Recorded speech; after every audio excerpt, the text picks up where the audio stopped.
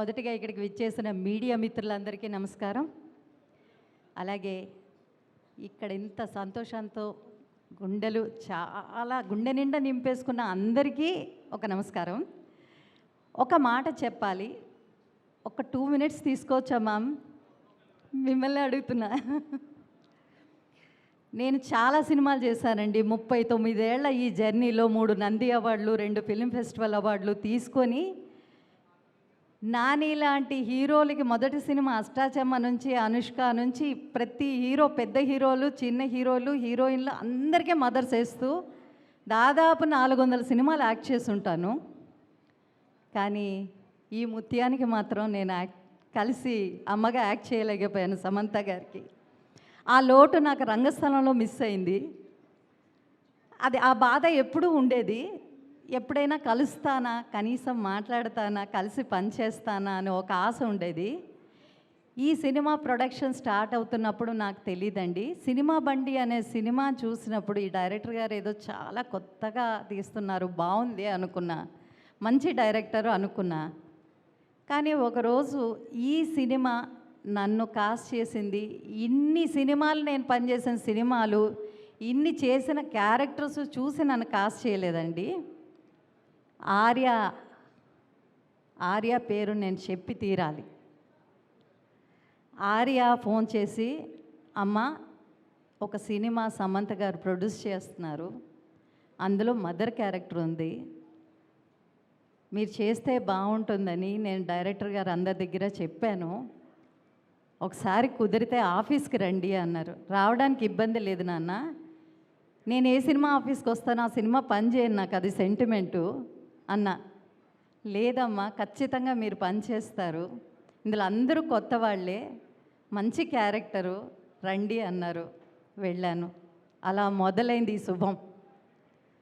ఆ తర్వాత ఒక అడ్డంకి వచ్చింది. ఒక్కరోజు షూటింగ్ చేశాను, నెక్స్ట్ డే నుంచి చికెన్ గునియా. 4 నెలలు అడుగు తీయలేని పరిస్థితి, ఏడుపు, దుఃఖం. అప్పటికి 5 సినిమాలు జరుగుతున్నా వాటన్నిటి మీద లేదు, ఇది మిస్ అవుతానేమోనన్న భయం. ఒక్కరోజే కమిట్ అయ్యాను. కానీ నా అదృష్టం కొలిది మళ్ళీ మొదటి ప్రయాణం, మొదటి అడుగు ఈ సినిమాతోనే శుభం అని స్టార్ట్ అయింది. ఇప్పుడు 6 సినిమాలు అద్భుతమైన క్యారెక్టర్తో శుభంగా వెళ్తున్నాను. Thank you ma'am. ఈ సినిమాలో ఇంకొక మాట కూడా చెప్పాలి. అందరూ చిన్న సినిమా, చిన్న బడ్జెట్లో చేశారేమో అనుకుంటున్నారు, కానీ వాళ్ళు ఇచ్చిన గొప్ప హాస్పిటాలిటీ ఉందండి, అది చాలా గొప్పగా ఉంది.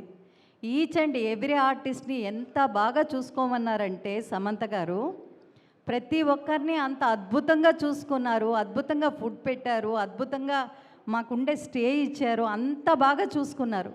ఆవిడ ఒక మాట చెప్తే రామలక్ష్మణులాగా చక్కగా ఇక్కడ మాకు రాకేష్ గారు, ఆర్య అంత బాగా చూసుకున్నారండి అందరు. నిన్ను ఈ సినిమా కథాపరంగా వస్తే నేను చెప్పాల్సింది ఏం లేదు, మీరు అందరూ చూసేశారు.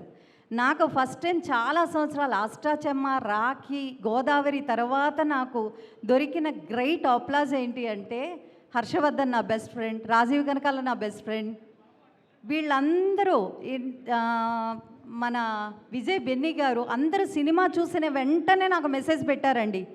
నాకు ఆ సీన్ ఫేవరెట్, నాకు ఈ సీన్ ఫేవరెట్, దోసేసి పెడతావా, వెనకాలకు వచ్చి మాట్లాడతావా అని అడిగి అప్రిసియేషన్స్ ఇంత పెద్ద మెసేజ్లు రాశారు. అది నాకు చాలా సంతోషం. డైరెక్టర్ గారికి అందరికీ పంపించాను. అవి చాలా చాలా హ్యాపీగా ఉందండి ఈ సినిమా పనిచేయడం.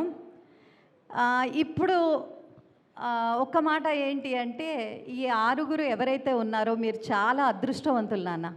ఎందుకంటే మేము ఇండస్ట్రీ 90s బ్యాచ్ అంటారు మాది, 80s బ్యాచ్ చిరంజీవి గారిది అయితే 90s బ్యాచ్ మాది.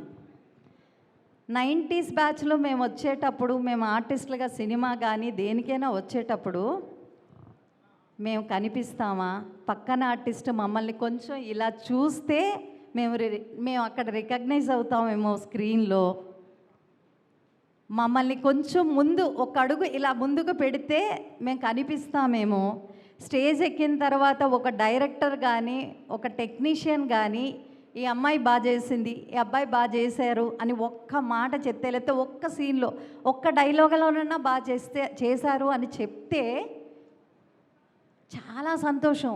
అది 10 సినిమాల పెట్టు, అవకాశాలు వస్తాయి. అలాంటి ఆశ ప్రతి ఒక్క ఆర్టిస్ట్కి, టెక్నీషియన్కి ఉంటుంది. మీరు అలాంటి అదృష్టం, అలాంటిది కాదు, దానికి 1000 రెట్లు 1,00,00,000 రెట్ల అదృష్టాన్ని ఈ సినిమా రిలీజ్కి ముందు నుంచి సమంత గారు లాంటి గొప్ప యాక్ట్రెస్, ప్రొడ్యూసర్ని వెంట పెట్టుకొని ప్రతి ఒక్క చోటకి వెళ్ళారు చూడు, అక్కడే మీకు 100 సినిమాల సంతకాలు అయిపోయినట్టే. దాంతోపాటు ఈ సినిమా మీకు ఇంకా అదృష్టాన్ని తీసుకొచ్చింది.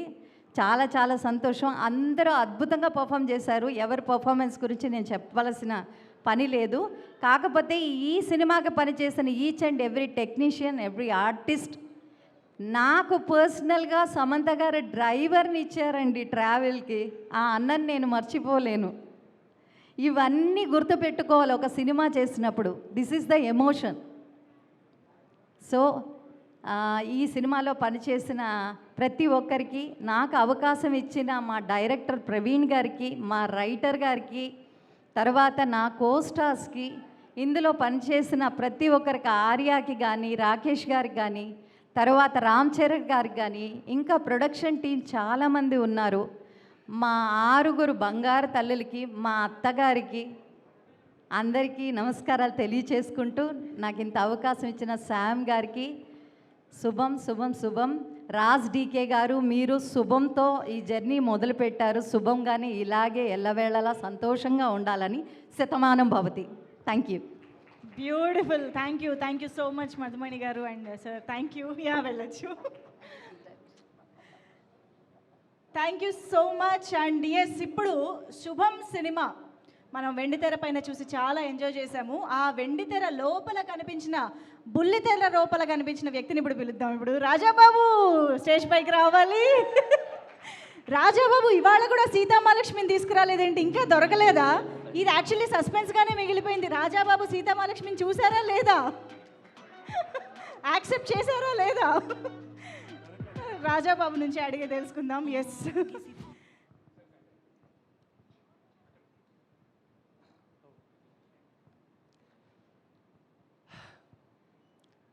first of all, I would like to thank the audience because Samantha garu oka bold step తీసుకున్నారు. కొత్త వాళ్ళు, be it actors or the technical team, వాళ్ళందరినీ సపోర్ట్ చేస్తూ ఒక ప్రొడక్షన్ హౌస్ స్టార్ట్ చేశారు. దాన్ని సక్సెస్ చేసిన ఆడియన్స్ అందరికీ మేమందరూ రుణపడి ఉంటాం. Thank you so much. And thanks to the director. ఆయన చాలామంది వైజాగ్ ఈవెంట్లో ఆయన మాట్లాడిన చూసి అంత ఎగ్జైట్మెంట్తో మాట్లాడారు అనుకుంటారు. బట్ నాకు స్టోరీ చెప్పడానికి వచ్చినప్పుడు కూడా అంత ఎగ్జైట్మెంట్, షూటింగ్ చేసేటప్పుడు కూడా అదే ఎగ్జైట్మెంట్. ఆయన మెయిన్ వాడు